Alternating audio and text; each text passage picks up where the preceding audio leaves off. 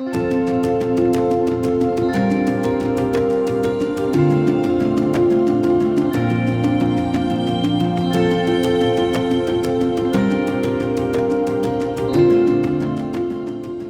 we are honored to have a chat with Guido Terrani, the CEO of Parmigiani.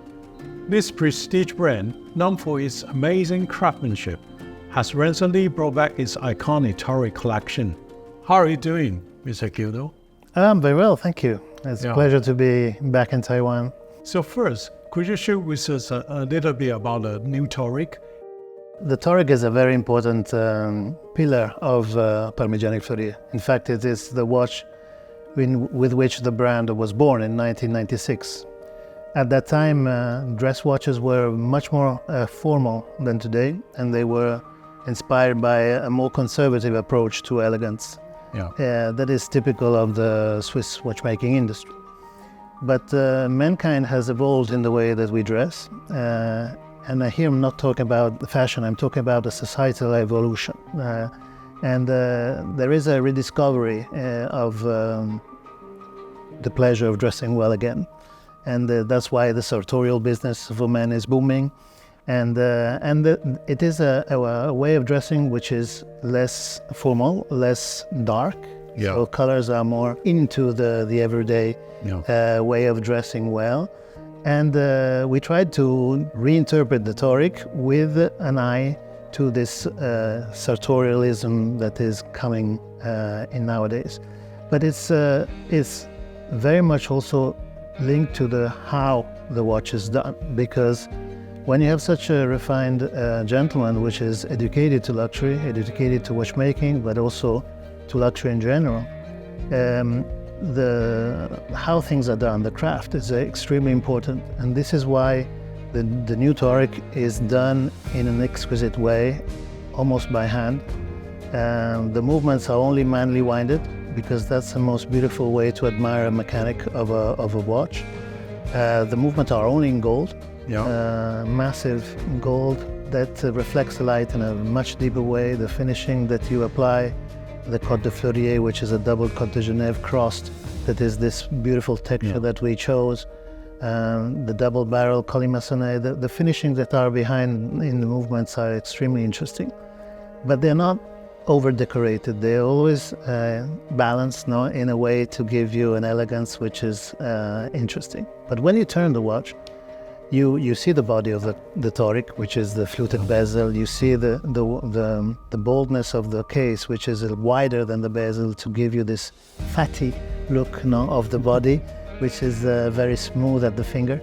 And then you go to the dial. Again, only gold dials are made. The dials are made of gold, and they are done in a way which is called the grené main, which is a grained finishing that you do by brushing by hand the gold.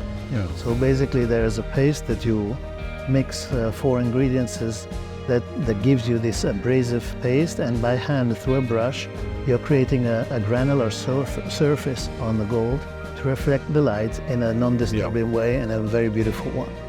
And then you have all the beauty of the decoration of this watch, because that outlines the dial is you are making the gold come out again after having covered. How do you do that? You do that by drilling it. So after coating it, after giving the color that you want, you take away the gold and you find underneath the color the gold that comes back up. So you see the markers, you see the outlines. These are all very delicate, subtle finishings that you can see. So beautiful. And last but not least, the strap, which is, again, with these pastel colors that are part of the brand, very, very serene, very matching what you can wear every day. There is a beautiful stitching that comes from Naples sartorialism. It's called il puntamano, and it's never been done in watchmaking. You have a stitch which is separated from another, and it's a reference to masculine elegance. And the color you choose is so unique. The colors are part of the brand. The palette of colors of Parmigiani is a choice which is very peculiar. These pastel colors are inspired by a palette of colors of a Swiss architect. It's called Le Corbusier, which is, is an architect at the origin of purism in architecture. And when you look at that palette of color that was designed and thought in 1931, and you see how modern it is today, we're not literally taking those colors one by one, but that is a source of, it's like a board of inspiration to then find our own colors, but they are very, very matching that philosophy of serenity and of timeliness of those colors. Why twin barrel? The twin barrel is an obsession of Michel. Michel Parmigiani, you know, he is a living legend of restoration. Yeah. And through restoration, he learned that a double barrel endures the life of your watch. People think about a double barrel can store more energy, and you think you have a higher reserve de marche, power reserve. It's not for that you have a double barrel. The double barrel releases the energy that is stored in the barrel in a way which is more fluid. And this warns the teeth of the transmission are less worn out by this combination of two barrels that releases the energy in a more smooth way. And that's why Michel wanted a double barrel, and that's why we put it protagonist in the architecture of the movement behind, because you see them, both of them, in a beautiful colimaçonné finishing. Okay, even have Michel's signature on the movement. Gold movements are signed by Michel, yes. Everyone, right? We have two gold movements. One is the split-second chronograph, and one is the petit second. Okay, great. Wow. So from inside out, we totally changed the Tauric, from the old Tauric to the new Tauric. How you keep the original DNA?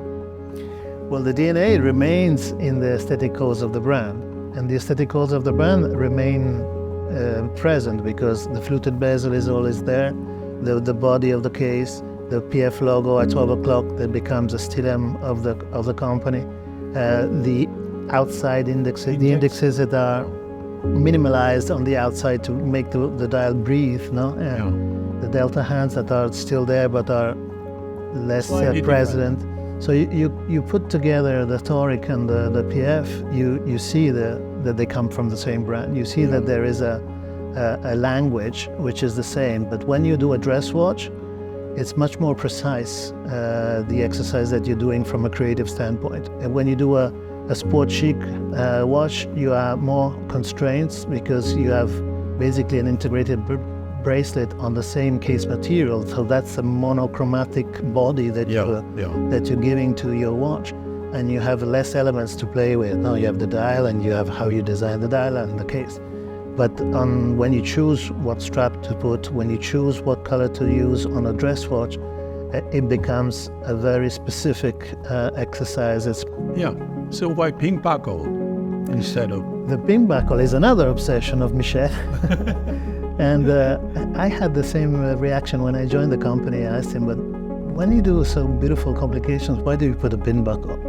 And the response was so clear. He said, well, when I put all that beautiful work on the movement, I don't want to be interfering with a blade, interfering my eyes when I'm admiring the work. So a pin buckle is that dosage of quantity of luxury that you're putting on a pin, because on the buckle is toned down because you're putting the right thing to have a full experience in admiring your movement. And manual winding as well. The manual winded is you need a crown which is generous. The crown, the diameter of the crown, a little bit bigger. It's important. It's generous. When you're having a manual winded movement that every morning you want to wind your watch, it has to be a pleasure. It has to be something that you take pleasure in winding and giving life to your movement every morning.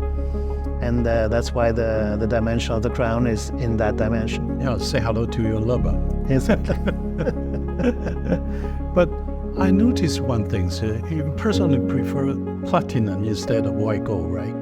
That's my personal preference, but luckily the world is diverse and a lot of people like also pink gold.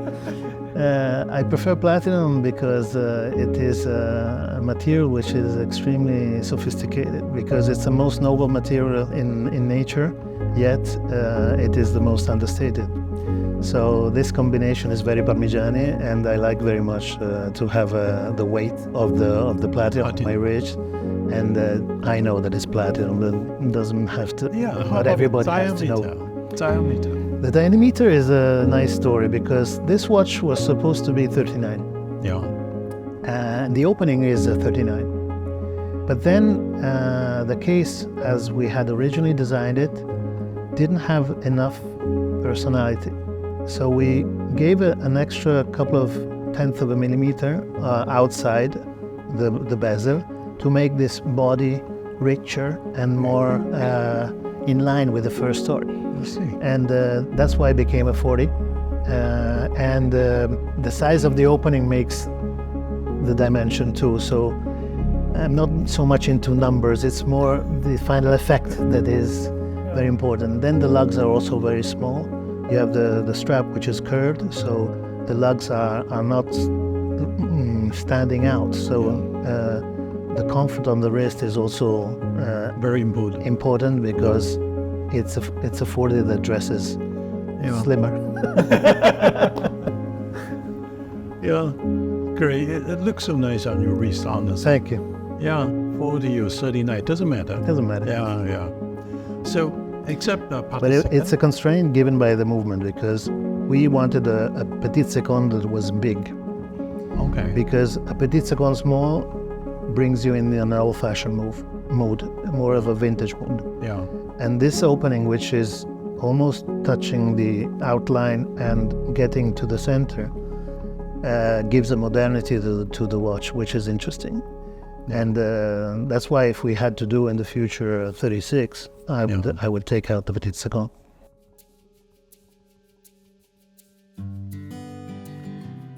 So how you maintain the tradition and modernity?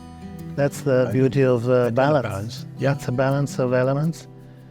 Design is made with ingredients. Like music, and you have notes in design, you have aesthetic codes to play with.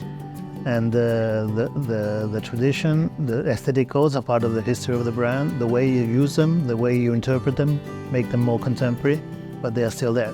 We didn't invent anything. Even in the Tonda PF, everything that is in the Tonda PF already existed in the brand. It's just that we use them in a different way. Yeah, but the result come up fantastic. Yeah.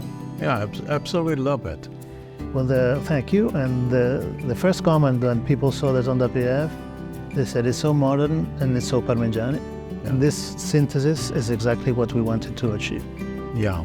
So except the petit second, the other one is Rochapon. The split-second chronograph is the limited edition of 30 pieces that comes with the beautiful movement, which is a split-second chronograph, 5 Hz, double column wheeled, skeletonized, in gold, manually weighted. It's a masterpiece. And it was released in 2016 for the 20th anniversary of the company, and won Geneva Grand Prix in 2017 as the best chronograph. So it's a masterpiece in terms of chronograph. And view that the collection, we wanted to state that the Toric is a collection. We wanted to come out with the petit seconde and also with a second movement in gold, and the chrono rattrapante was perfect for this exercise, and that's why we designed the new Toric case on that movement too. Wow. So let's back to a little bit earlier, so how you redesigned the Toric. You must have seen a lot of change from the younger generation collectors, the culture, or from San Jose, those New Rich, their dressing style. Yeah. Yeah, could you tell us a little bit more about that? What you observe, the changing of dress watch? Well, we dress as we dress with a suit since 200 years. And then in the last decade, you start rediscovering the pleasure of having dressing well. And this is society. I think that the film The Kingsman was interesting, no? Yeah, because interesting. you had the young spy that at the end comes out dressed like with his tailor-made suit. He was sexy, he was cool. So a younger generation looks up to dressing well again. And again, it's not a fashion thing. It's not that you're following a designer that one season tells you to wear this and then the next tells you to wear that. No, Yeah. you're building your own style, you're building your own wardrobe, you're building something there to stay. It's very durable, it's very sustainable because you don't throw away a nice suit or a nice trouser. You don't wear a tie anymore, you don't Yeah. wear black, you wear colors. So in this environment, we thought, what is the wash that we should give to such a gentleman? And usually they are in their 30s, 35. Yeah. It's a younger audience. And in Asia, it's plenty. Yeah? Yeah, a lot. They're beautifully dressed, very sophisticated, Yeah. minimal, but they know what they're doing. Yeah, they are your potential customer. Of course. Yeah. So you redefine the modern watches. Yeah. Yeah. But the funny thing is that you can wear this also with a Bermuda and with a shirt. I think you can. You're gonna fit It all depends kind on of what style, you right? want. But in our imagination, we started off with this. Depends on your style. Yeah, interesting. So Luckily, there are no rules. yeah, from living room to the bar. Exactly. Yeah. So, from your point of view, what can be the best watch represent for the modern gentleman? It's a very difficult question to answer. It depends on the style of each person, but I think the work that we did is to address the most important timepieces that you should always have in Yeah. your wardrobe. One is a sports chic watch, and another is a dress watch. Yeah. Then it's up to your taste in which one to choose. But Parmigiani's choice would be the micro rotor in the Tonda PF, the most simple one, and the Toric in platinum Yeah. So you only need 2 watches. to start with. Okay, let's talk about the Tonda PF, Yeah. the new one with no day. Could you tell us a little bit about this one? That's another funny story because when we presented in 2021 the Tonda PF micro rotor with the date, there was immediately a debate on the blogs about the date. Should it be there? Should not be there? Yeah. You know, this minimal style. I could have been even more minimal without the date. And somebody was saying, no, but if you take out the date, it's too empty. So things grow on you. Huh? And I must say that we saw the design of the no date together with the date in 2021. And also we felt that the date was needed to counterbalance the weight of the PF logo at 12 o'clock and to Yeah. give a sort of, not symmetry, but at least a counterbalance of design elements. And then we did the GMT Rattrapante, which we took out the date for technical reasons, because when you're traveling, you don't want your date to change at 6 o'clock when you're in New York, but you want. Yeah. So we took out the date for the purity of the GMT concept that we were thinking. And when we saw it, I said, well, we're getting used to this purity of the design. And so we said, well, why not throw in a no date version of the micro rotor with a different dye color and see what happens. And you still have the same debate. There are people who like the date and there are people who don't like the Yes. date. So luckily we gave the chance to choose. Okay, the Golden Sienna. The golden sienna with the color is also a very nice exercise because it lives with the light, and if it's a sunny day and you are out in the sun, it will go more on the tones of the salmon. If you're more on the shade, you will go more on the tones of the beige. So this is a very interesting color that we found. Wow, change from time to time. It's a nuances. Yeah, interesting. So my last question, because the Tonda PF was very huge successful on the market. Could you share with your secret? What's your magic? I think a lot has to do with the brand. The brand was born in 1996, and Michel placed it very high in terms of prestige at that time, addressing a connoisseur and addressing somebody who is well educated in the understanding of what the art of mechanic is. But those times were very formal. They were different than today, and the knowledge of watchmaking was different because we were exiting the quartz crisis, and Michel wanted to state the beauty of a traditional horology. Yeah. And Then 25 years pass, and the taste of the public evolves to less formal attires and less formal watches to see. And the brand had lost contact a little bit with the audience. So our question when I joined was, how can we interest the same gentleman that 30 years ago, 25 years ago, placed the brand so high in the horological scenario, and what would he be wearing today in his 30s, in his early 40s? Yeah. And so we studied the brand values, we studied the aesthetic codes of the brand, and we played with the ingredients. The PF logo was always there, putting it at 12 o'clock, taking out the lettering of the Parmigiani Fleurier.